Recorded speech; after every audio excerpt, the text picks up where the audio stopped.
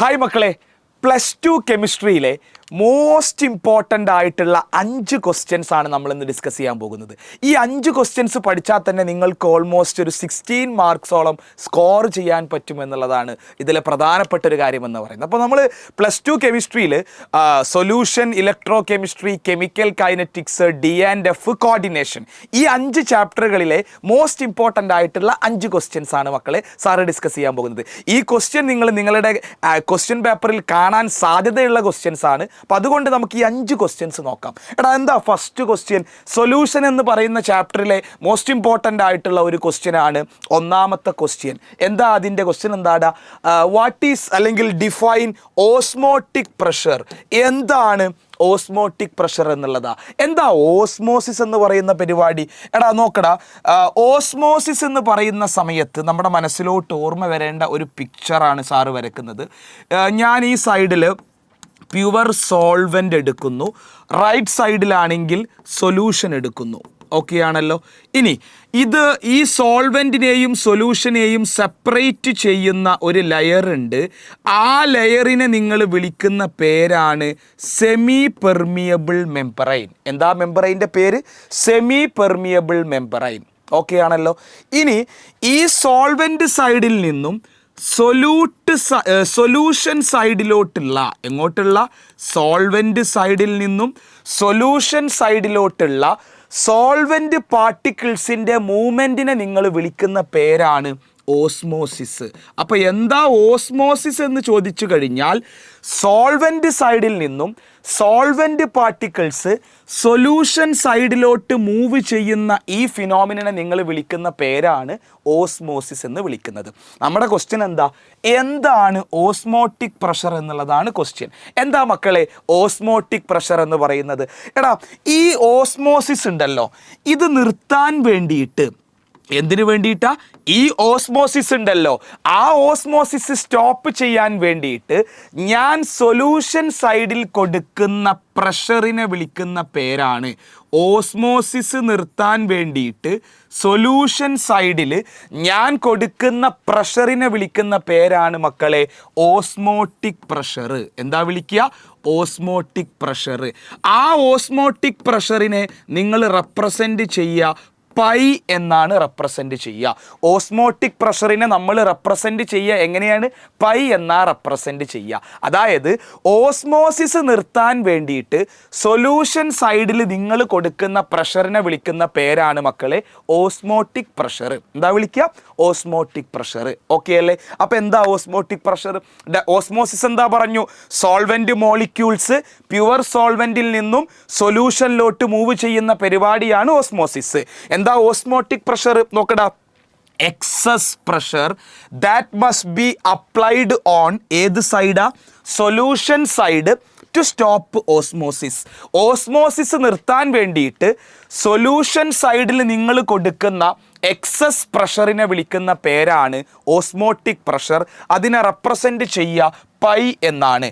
Pi കാണാൻ ഒരു equation ഉണ്ട്, that is CRT. Pi is equal to ആരാ? CRT. സി എന്ന് പറഞ്ഞാൽ അത് കോൺസെൻട്രേഷൻ ആണ്. നിങ്ങൾ കോൺസെൻട്രേഷൻ ഓസ്മോട്ടിക് പ്രഷറിൽ എടുക്കേണ്ടത് മൊളാരിറ്റി ആണ്, ക്യാപിറ്റൽ ലെറ്റർ M ആണ്. ഓക്കെ അല്ലേ? ഇവിടെ കോൺസെൻട്രേഷൻ ആയിട്ട് നിങ്ങൾ എടുക്കേണ്ടത് മൊളാരിറ്റി, ക്യാപിറ്റൽ ലെറ്റർ M ആണ്. ആരാ നിങ്ങൾക്കറിയാം? ആറ് യൂണിവേഴ്സൽ ഗ്യാസ് കോൺസ്റ്റൻ്റ് ആണ്.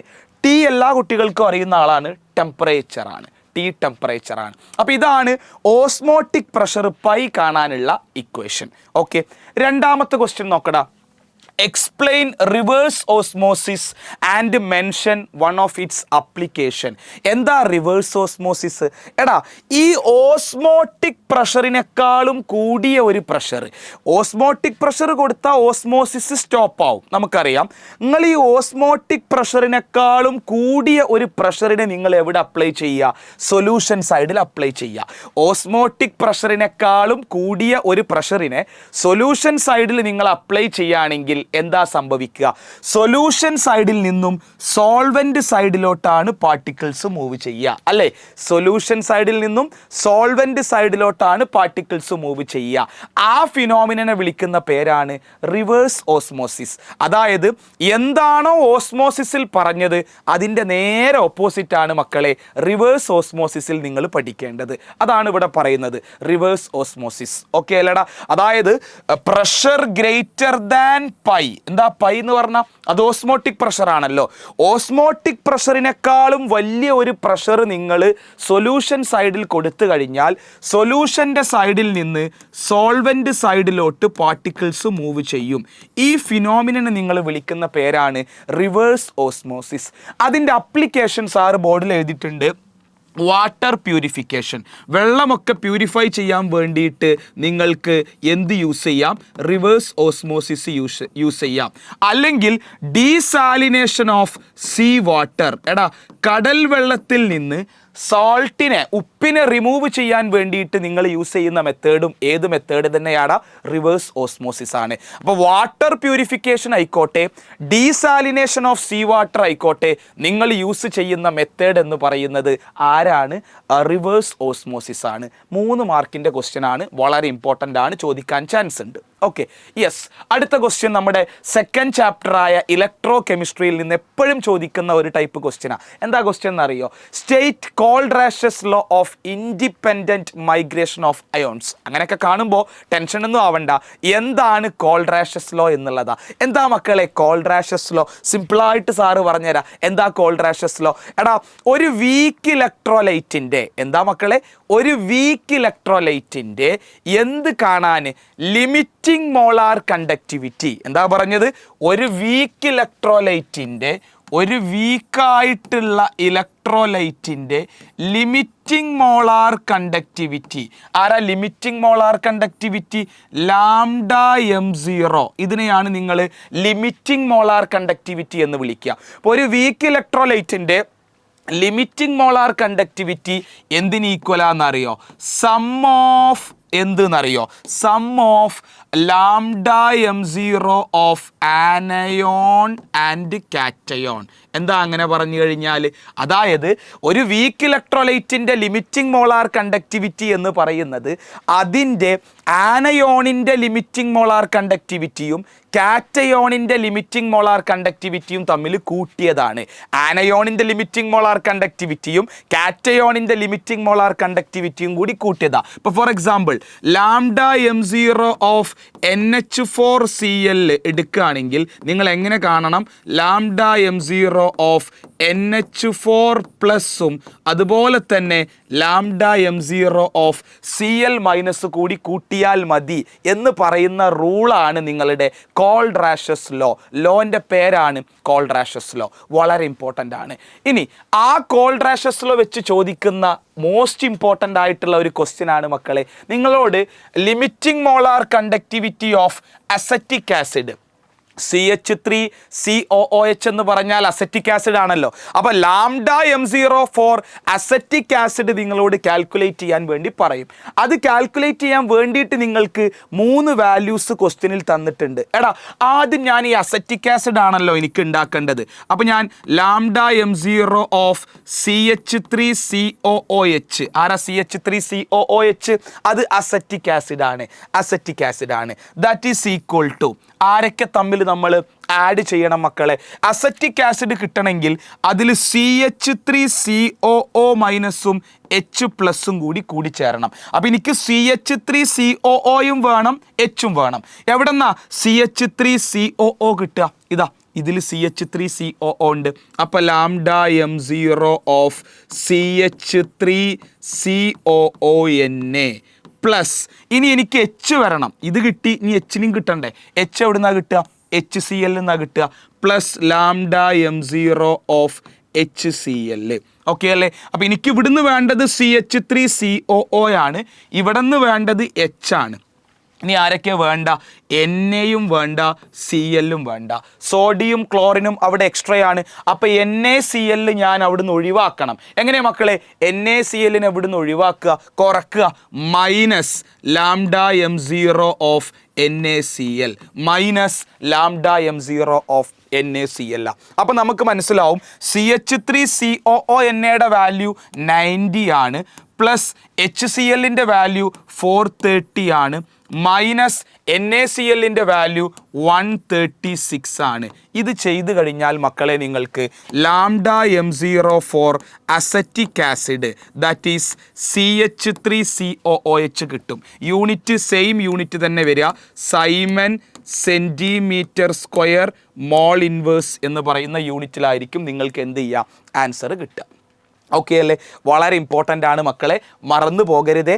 വെരി വെരി ഇമ്പോർട്ടൻറ്റ് ക്വസ്റ്റ്യൻ ആണ്. അപ്പോൾ ആരുടെ ലിമിറ്റിംഗ് മോളാർ കണ്ടക്ടിവിറ്റി ആണോ കാണാൻ പറഞ്ഞത്, അയാളെ നിങ്ങൾ ബാക്കിയുള്ള 3 ആളുകളെ വെച്ചിട്ട് ഉണ്ടാക്കാൻ പറ്റണം എന്നുള്ളതാണ് ഈ പ്രോബ്ലത്തിലെ ഒരു ട്രിക്കായിട്ട് നിങ്ങൾ മനസ്സിൽ കരുതേണ്ടത്. ഓക്കെ അല്ലടാ? യെസ്, വളരെ ഇമ്പോർട്ടൻ്റ് ആണ്, മറന്നു പോകരുത്. ഈ ടൈപ്പ് ക്വസ്റ്റ്യൻ ഇലക്ട്രോ കെമിസ്ട്രിയിൽ ഷുവർ ക്വസ്റ്റ്യൻ ആണ്. ഓക്കെ, നെക്സ്റ്റ് ക്വസ്റ്റ്യൻ നോക്കടാ. 3ാമത്തെ ക്വസ്റ്റ്യൻ ആയിട്ട് നമ്മൾ ചെയ്യുന്നത് കെമിക്കൽ കൈനറ്റിക്സ് എന്ന് പറയുന്ന 3ാമത്തെ ചാപ്റ്ററിലെ ക്വസ്റ്റ്യനാണ്. അതും വളരെ ഇമ്പോർട്ടൻ്റാണ്, എപ്പോഴും ചോദിക്കുന്ന ഒരു മോഡലാണ് ഈ ക്വസ്റ്റ്യൻ. എന്താ first question? Give Arrhenius equation. എന്താ മക്കളെ അറീനിയസ് ഇക്വേഷൻ? വളരെ എളുപ്പമാണ്. അറീനിയസ് ഇക്വേഷൻ നിങ്ങളോട് എഴുതാൻ പറഞ്ഞാൽ നിങ്ങൾക്കറിയാം K is equal to AE raised to minus EA by RT. എന്താ അറീനിയസ് ഇക്വേഷൻ എന്ന് പറഞ്ഞാൽ K is equal to AE raised to minus EA by RT ആണ്. K എന്ന് പറഞ്ഞാൽ ആരാന്നറിയാം? സാർ നെക്സ്റ്റ് പേജിൽ കാണിച്ചു തരാടാ. എന്താ Arrhenius equation? K is equal to AE raised to minus EA by RT ആണ്. ഓരോ ടേമും മക്കളെ നിങ്ങളൊന്ന് എക്സ്പ്ലെയിൻ ചെയ്ത് കൊടുക്കണം. ആരാ K എന്ന് പറഞ്ഞാൽ? K എന്ന് പറഞ്ഞാൽ അത് റേറ്റ് കോൺസ്റ്റൻ്റ് ആണ്. റേറ്റ് കോൺസ്റ്റൻ്റ് ആണ്. K എന്ന് പറഞ്ഞാൽ അത് റേറ്റ് കോൺസ്റ്റൻ്റ് ആണ്. ഇനി A എന്ന് പറഞ്ഞാൽ അതിനെ വിളിക്കുന്ന പേരാണ് അറീനിയസ് പാരാമീറ്റർ. എന്താ വിളിക്കുക? അത് അറീനിയസ് പാരാമീറ്റർ ആണ്. A എന്ന് പറഞ്ഞാൽ അത് അറീനിയസ് പാരാമീറ്ററാണ്. സ്മോൾ ലെറ്റർ E ഒരു മാത്തമാറ്റിക്കൽ ഫംഗ്ഷനാണ്, എക്സ്പോണൻഷ്യൽ എന്ന് പറയുന്ന ആൾ. അത് നിങ്ങൾക്കറിയാം, അതിൻ്റെ ആവശ്യമില്ല. EA എന്ന് പറഞ്ഞാൽ വളരെ ഇമ്പോർട്ടൻ്റ് ആണ്. EA എന്ന് പറഞ്ഞാൽ അത് ആക്ടിവേഷൻ എനർജിയാണ്. EA എന്ന് പറഞ്ഞാൽ അത് ആരാ? ആക്ടിവേഷൻ എനർജിയാണ്. ഇനി ആരാണ് R? അതൊക്കെ എല്ലാവർക്കും അറിയുന്ന കാര്യമാണ്. Rൻ്റെ പേര് യൂണിവേഴ്സൽ ഗ്യാസ് കോൺസ്റ്റൻ്റ് ആണ്. അത് യൂണിവേഴ്സൽ ഗ്യാസ് കോൺസ്റ്റൻ്റ് ആണ്. T ടെമ്പറേച്ചറാണ്. അപ്പോൾ അറീനിയസ് ഇക്വേഷൻ എഴുതാൻ പറഞ്ഞാൽ മക്കളെ നിങ്ങൾ ആ ഇക്വേഷൻ എഴുതി വെക്കുക. എന്താ equation? K is equal to AE raised to minus EA by RT എന്നുള്ള ഇക്വേഷൻ എഴുതുക. അതിൻ്റെ കൂടെ തന്നെ ആ ഇക്വേഷനിലെ ഓരോ ടേംസും ഒന്ന് എക്സ്പ്ലെയിൻ ചെയ്യുക ഇതേപോലെ. ഇതാണ് നമുക്ക് വളരെ ഇമ്പോർട്ടൻ്റ് ആയിട്ട് ഓർത്ത് വെക്കേണ്ട ഒരു കാര്യം. ഓക്കെ ആണല്ലോ? വെരി വെരി ഇമ്പോർട്ടൻ്റ് ആണ് മക്കളെ, മറന്നു കളയരുത്.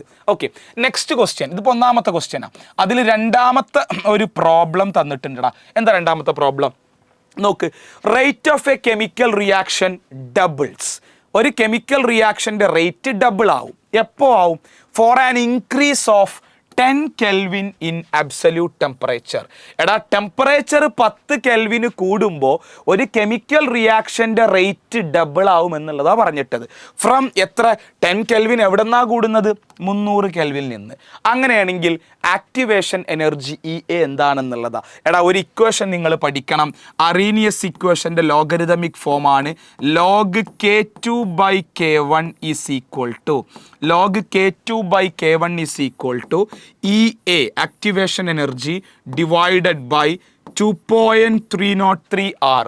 EA by 2.303 R into 1 by T1 minus 1 by T2. ഈ ഇക്വേഷൻ ഈ പ്രോബ്ലം ചെയ്യാൻ നിർബന്ധമായിട്ടും അറിഞ്ഞിരിക്കേണ്ട ഇക്വേഷനാണ്. log K2 by K1 is equal to EA by 2.303 R into 1 by T1 minus 1 by T2 എന്നുള്ള ഇക്വേഷൻ മക്കളെ വളരെ ഇമ്പോർട്ടൻ്റ് ആണ്, മറന്നു കളയരുത്, പഠിച്ചു വെക്കണം. ഇനി മക്കളെ K2 K1 എടാ, K1 എന്ന് പറഞ്ഞാൽ ഫസ്റ്റ് റേറ്റ് കോൺസ്റ്റൻറ്റ്, അത് K1 തന്നെ ആയിട്ട് എഴുതുക. K2 ഡബിൾ ആവും. ഫസ്റ്റത്തതിൻ്റെ ഡബിൾ ആണ് രണ്ടാമത്തത്, ഡബിൾസ് എന്നുള്ള വാക്ക് അവിടെ പറഞ്ഞിട്ടുണ്ട്. അപ്പോൾ K1 K2 എന്നുള്ളത് വെറും K1 എന്ന് എഴുതിയാൽ പോരാ, ദാറ്റ് ഈസ് 2K1 ഡബിൾ ആണ്. ടെമ്പറേച്ചർ ആദ്യം എത്ര കെൽവിൻ ആയിരുന്നു? 300 കെൽവിൻ ആണ്. ക്വസ്റ്റ്യനിൽ നോക്കിയാൽ മതി, ഫസ്റ്റ് 300 കെൽവിൻ ആണ്. പിന്നെ 10 കെൽവിൻ കൂട്ടി, ദാറ്റ് ഈസ് T2 എന്ന് പറയുന്നത് 310 കെൽവിൻ ആണ്. ഓക്കെ, എല്ലാ ആൾക്കാരുമായി ഇക്വേഷനിൽ അപ്ലൈ ചെയ്യുക. എന്താ ഇക്വേഷനിൽ വരിക? ലോഗ് K2ൻ്റെ സ്ഥാനത്ത് 2K1 divided by K1 that is equal to എൻ്റെ വാല്യൂ ആണ് പരീക്ഷയ്ക്ക് ചോദിച്ചിട്ടുള്ളത്, ആക്ടിവേഷൻ എനർജി ഡിവൈഡഡ് ബൈ 2.303. ആറിൻ്റെ വാല്യൂ 8.314 ആണ്. 1/T1 300 minus T2 310. ക്ലിയർ ആണല്ലോ.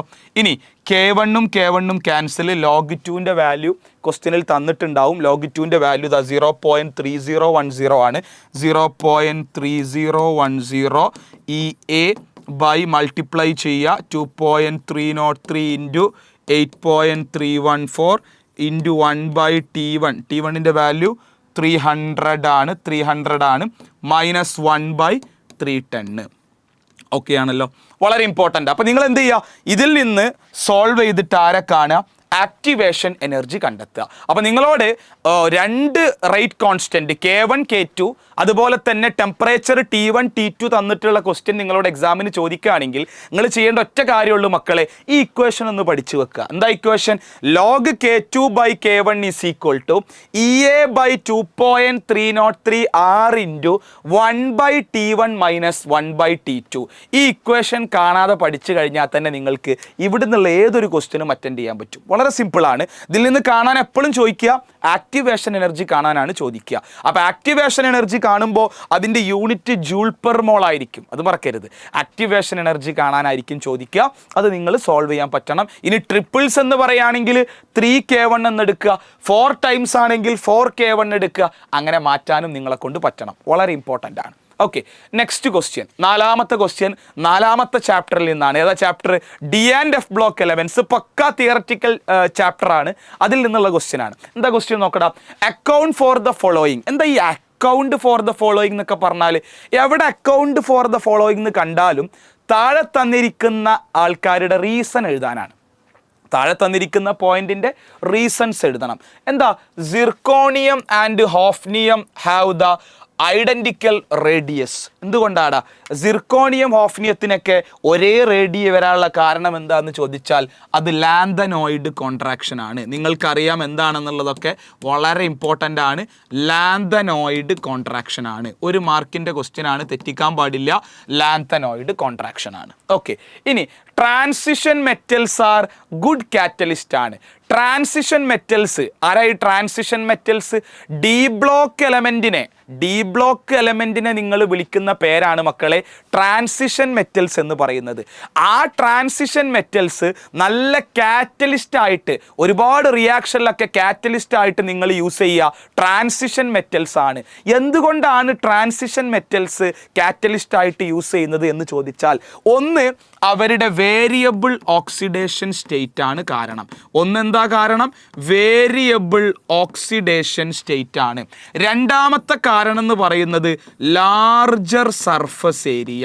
എടാ, ഈ ഡി ബ്ലോക്ക് എലമെൻറ്റിൻ്റെ അല്ലെങ്കിൽ ട്രാൻസിഷൻ എലമെൻറ്റിൻ്റെ സർഫസ് ഏരിയ ലാർജ് ആണ്. അപ്പോൾ ഒന്ന് വേരിയബിൾ ഓക്സിഡേഷൻ സ്റ്റേറ്റ് ആണ് റീസൺ, രണ്ട് അവരുടെ ലാർജർ സർഫസ് ഏരിയ ആണ് അവർ ഗുഡ് കാറ്റലിസ്റ്റ് ആയിട്ട് ആക്ട് ചെയ്യാനുള്ള കാരണമെന്ന് പറയുന്നത്.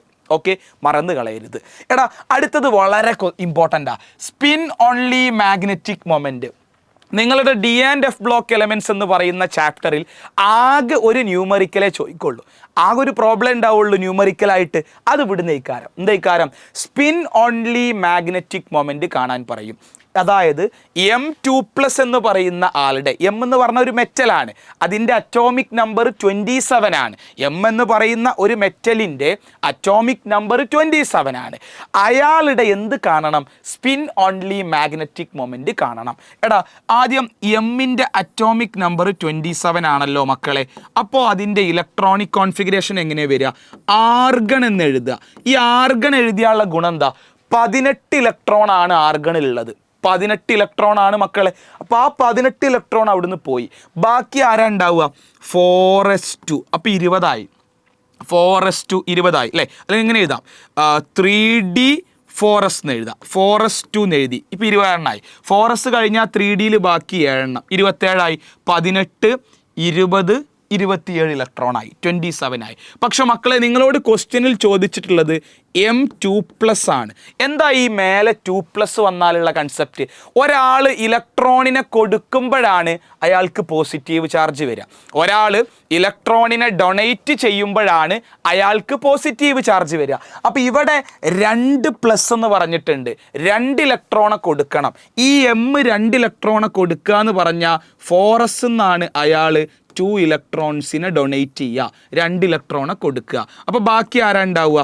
ആർഗൺ ഉണ്ട്, പിന്നെ 3d7 മാത്രമായിട്ട് മാറും. അപ്പോൾ ഈ 3d7 നിങ്ങളൊന്ന് ബോക്സ് ആക്കി വരക്കുക. അതാ ഓർബിറ്റൽസ് ആയിട്ട് 3d7 നിങ്ങളൊന്ന് ഓർബിറ്റൽസ് ആയിട്ട് വരക്കുക. എങ്ങനെ 3dനെ വരക്കുമ്പോൾ വരിക? 7 ഇലക്ട്രോണെ കൊടുക്കണം. എങ്ങനെയാടാ? 1 2 3 4 5 6 7 7 ഇലക്ട്രോൺ ഫില്ല് ചെയ്തു. എടാ ഇതിൽ അൺപെയർഡ് ഇലക്ട്രോണിൻ്റെ എണ്ണം എത്രയാ? എന്താ അൺപെയർഡ് ഇലക്ട്രോൺ എന്ന് പറഞ്ഞാൽ? പെയറില്ലാതെ ഒറ്റക്ക് നിൽക്കുന്ന ഇലക്ട്രോണുകളെയാണ് മക്കളെ നിങ്ങൾ അൺപെയർഡ് ഇലക്ട്രോൺ എന്ന് വിളിക്കുക. ഇതിൽ അൺപെയർഡ് ആയിട്ടുള്ള ഇലക്ട്രോണിൻ്റെ എണ്ണം എത്രയാടാ? 1 2 3 ഇലക്ട്രോൺ ആണ് അൺപെയർഡ് ആയിട്ട് നിൽക്കുന്നത്. സ്മോൾ ലെറ്റർ n എന്ന് പറഞ്ഞാൽ പെയർ ഇല്ലാതെ നിൽക്കുന്ന ഇലക്ട്രോണിൻ്റെ എണ്ണം, അൺപെയർഡ് ഇലക്ട്രോണിൻ്റെ എണ്ണം. ഇവിടെ 1 2 3 3 ആൾക്കാരാണ് മക്കളെ പെയർ ഇല്ലാതെ നിൽക്കുന്നത്, 3 ആൾക്കാരാണ്. അപ്പോൾ ഇക്വേഷൻ എന്താ? Magnetic moment mu, spin only magnetic moment mu is equal to root of n into n plus 2. Root of n into n plus 2. That is root of 3 into 3 plus 2. എത്രയാടാ വരിക? 3 into 3 plus 2. 3 into 3 plus 2 എന്ന് പറഞ്ഞാൽ 5 ആ. 3 into 5 root 15 ആണ്. That is approximately equal to 3.9 BM ആണ് unit. എന്താ BMൻ്റെ full form? Bohr magneton എന്നാണ് unit. BM എന്ന് പറഞ്ഞാൽ അതിൻ്റെ ഫുൾ ഫോം എന്താടാ മക്കളെ? അത് ബോർ മാഗ്നറ്റോൺ ആണ്. അപ്പോൾ സ്പിൻ ഓൺലി മാഗ്നറ്റിക് മൊമെന്റ് കാണാനുള്ള ഇക്വേഷൻ എന്താന്ന് ചോദിച്ചാൽ അതൊന്ന് പഠിച്ചു വെച്ചോ. mu is equal to root of n into n plus 2. mu is equal to root of n into n plus 2. നിങ്ങളുടെ D&F ബ്ലോക്ക് എലമെൻറ്റ്സ് എന്ന് പറയുന്ന ചാപ്റ്ററിൽ മക്കളെ ആകെ ചോദിക്കുന്ന ഒരു ന്യൂമറിക്കൽ ഈ ഏരിയ എന്നാ. എവിടുന്ന? സ്പിൻ ഓൺലി മാഗ്നറ്റിക് മൊമെന്റ് കാണാൻ മാത്രമേ D&F ബ്ലോക്ക് എലമെൻറ്റ്സിൽ ആകെ ചോദിക്കുള്ളൂ. ഓക്കെ, വളരെ ഇമ്പോർട്ടൻ്റ് ആണ്, പഠിച്ചു വെക്കണം. ന്യൂമറിക്കലായിട്ട് ചോദിക്കുള്ളൂ. Okay, ready. Next last question ആണ് നിങ്ങളുടെ 5ാമത്തെ ചാപ്റ്ററായ കോർഡിനേഷൻ കോമ്പൗണ്ടിൽ എപ്പോഴും ചോദിക്കുന്ന ഒരു ക്വസ്റ്റ്യൻ ആണ്. What are the 4 types of structural isomerism shown by coordination compounds? എടാ കോർഡിനേഷൻ കോമ്പൗണ്ട് കാണിക്കുന്ന 4 type structural isomerism. Structural isomerism 4 type ഏതൊക്കെയാണെന്ന? കോർഡിനേഷൻ കോമ്പൗണ്ട് കാണിക്കുന്ന 4 ടൈപ്പ് സ്ട്രക്ചറൽ ഐസോമറിസം ആരാന്ന് ചോദിച്ചാൽ മക്കളെ ഒന്ന് പഠിച്ചു വെച്ചോ. അവരുടെ പേരാണ് അയോണൈസേഷൻ ഐസോമറിസം. അയോണൈസേഷൻ ഐസോമറിസം ഉണ്ട്. 2 കോർഡിനേഷൻ ഐസോമറിസം ഉണ്ട്. Coordination isomerism. 3 ലിങ്കേജ് ഐസോമറിസം ഉണ്ട്. Linkage isomerism. 4 solvate isomerism. Okay അല്ലേ? 4 ടൈപ്പ് സ്ട്രക്ചറൽ ഐസോമറിസം ആണ് മക്കളെ ആര് കാണിക്കുക? കോർഡിനേഷൻ കോമ്പൗണ്ടുകൾ കാണിക്കുക. ഏതൊക്കെയാ 4 type structural isomerism? 1 ionisation isomerism ആണ്. 2 കോർഡിനേഷൻ ഐസോമറിസം ആണ്. 3 ലിങ്കേജ് ഐസോമറിസം ആണ്. 4 സോൾവേറ്റ് ഐസോമറിസം ആണ്. ഈ 4 ടൈപ്പ് ഐസോമറിസം ആണ് മക്കളെ ഒരു കോർഡിനേഷൻ കോമ്പൗണ്ട് കാണിക്കുക. വളരെ ഇമ്പോർട്ടൻ്റ് ആണ്, തെറ്റിക്കാൻ പാടില്ല. Very very very important. Okay, first question. അടുത്ത ക്വസ്റ്റ്യൻ നോക്കടാ. ഈ 2 ആൾക്കാരും കാണിക്കുന്ന സ്ട്രക്ചറൽ ഐസോമറിസം ഏതാണ് എന്ന്? ഇവർ കാണിക്കുന്ന ഐസോമറിസം സ്ട്രക്ചറൽ ഐസോമറിസം ആണ്. അത് ഏതാണ് എന്ന്? എടാ മക്കളെ ട്രിക്ക് നോക്ക്. ഈ 2 കോമ്പൗണ്ടും തമ്മിലുള്ള വ്യത്യാസം നോക്കിയാൽ കിട്ടും ഐസോമറിസം എന്താണ്. ഐസോമറിസം കണ്ടെത്താൻ മക്കളെ നിങ്ങൾ എന്താ ചെയ്യേണ്ടത്? ഈ 2 കോമ്പൗണ്ടുകൾ തമ്മിലുള്ള വ്യത്യാസം നോക്കുക. എന്താ ഈ 2 കോമ്പൗണ്ടുകൾ തമ്മിലുള്ള വ്യത്യാസം? എടാ ഇവിടെ ബ്രോമിന് ഈ കോർഡിനേഷൻ കോംപ്ലക്സിൻ്റെ ഉള്ളിലായിരുന്നു, SO4 പുറത്തായിരുന്നു. ഇതിലാണെങ്കിൽ എന്ത് ചെയ്തു? SO4 ഉള്ളിലോട്ട് കയറി, ബ്രോമിൻ പുറത്തോട്ട് വന്നു. കണ്ട, SO4 ഉള്ളിലായി, ബ്രോമിൻ പുറത്തോട്ട് വന്നു. ഇങ്ങനെ അയോണുകൾ പരസ്പരം അങ്ങോട്ടും ഇങ്ങോട്ടും മാറുക. ആര് മാറുക? അയോണുകൾ പരസ്പരം അങ്ങോട്ടും ഇങ്ങോട്ടും എക്സ്ചേഞ്ച് ചെയ്യുന്ന ഐസോമറിസത്തിൻ്റെ പേരാണ് അയോണൈസേഷൻ ഐസോമറിസം. എന്താ പേര് മക്കളെ? ഫസ്റ്റ് 1 മാർക്കിൻ്റെ ക്വസ്റ്റ്യൻ ആണ്, തെറ്റിക്കരുത്. അയോണൈസേഷൻ ഐസോമറിസം വളരെ ഇമ്പോർട്ടൻ്റ് ആണ്. അയോണുകൾ പരസ്പരം എക്സ്ചേഞ്ച് ആയിട്ടുണ്ടോ നോക്കിയാൽ മതി. ഇനി മക്കളെ ഇതിൽ നോക്കടാ, ഈ 2 കോർഡിനേഷൻ കോംപ്ലക്സിലുള്ള പ്രത്യേകത എന്താ? ഇവിടെ ക്രോമിയത്തിൻ്റെ കൂടെ ലിഗാൻഡ് NH3 ആണ്, ഇവിടെ കൊബാൾട്ടിൻ്റെ കൂടെ ലിഗാൻഡ് CN ആണ്. ഓക്കെ, ഇവിടെ നേരെ തിരിച്ചായി, NH3 അങ്ങോട്ടും ഇങ്ങോട്ടും എക്സ്ചേഞ്ച് ആയി. നോക്കടാ, കൊബാൾട്ടിൻ്റെ കൂടെ NH3 ആയിട്ട് മാറി, കൊബാൾട്ടിൻ്റെ കൂടെ NH3 ആയിട്ട് മാറി, ക്രോമിയത്തിൻ്റെ കൂടെ CN ആയിട്ട് മാറി. അതായത് ലിഗാൻഡുകൾ പരസ്പരം അങ്ങോട്ടും ഇങ്ങോട്ടും എക്സ്ചേഞ്ച് ചെയ്തു. ലിഗാൻഡുകൾ പരസ്പരം അങ്ങോട്ടും ഇങ്ങോട്ടും എക്സ്ചേഞ്ച് ചെയ്തു. ആ ടൈപ്പ് ഐസോമറിസത്തിനെ നിങ്ങൾ വിളിക്കുന്ന പേരാണ് കോർഡിനേഷൻ ഐസോമറിസം. ലിഗാൻഡുകൾ പരസ്പരം അങ്ങോട്ടും ഇങ്ങോട്ടും എക്സ്ചേഞ്ച് ചെയ്യുകയാണെങ്കിൽ ആ ടൈപ്പ് ഐസോമറിസത്തിനെ മക്കളെ നിങ്ങൾ വിളിക്കുന്ന പേരെന്താടാ? Coordination isomerism. കോർഡിനേഷൻ ഐസോമറിസം വളരെ ഇമ്പോർട്ടൻ്റ് ആണ്. ഓക്കെ അല്ലടാ? ഈ 5 ക്വസ്റ്റ്യനിലൂടെ നിങ്ങൾക്ക് 16 മാർക്ക് ഈസി ആയിട്ട് സ്കോർ ചെയ്യാൻ പറ്റും മക്കളെ, വിട്ടുകളയരുത്. ഈ 5 ക്വസ്റ്റ്യനും ഇമ്പോർട്ടൻ്റ് ആണ്, വെരി വെരി ഇമ്പോർട്ടൻറ്റ്. എഴുതി തന്നെ പഠിച്ച് അടിപൊളിയായിട്ട് എക്സാമിന് അറ്റൻഡ് ചെയ്യാൻ പറ്റണം, സെറ്റാക്കി പഠിക്കണം മക്കളെ. ഓക്കെ അല്ലടാ? റെഡി? അപ്പോൾ മറന്നു കളയരുത്, ഈ 5 ക്വസ്റ്റ്യനും വെരി വെരി ഇമ്പോർട്ടൻ്റ് ആണ്. ഓക്കെ.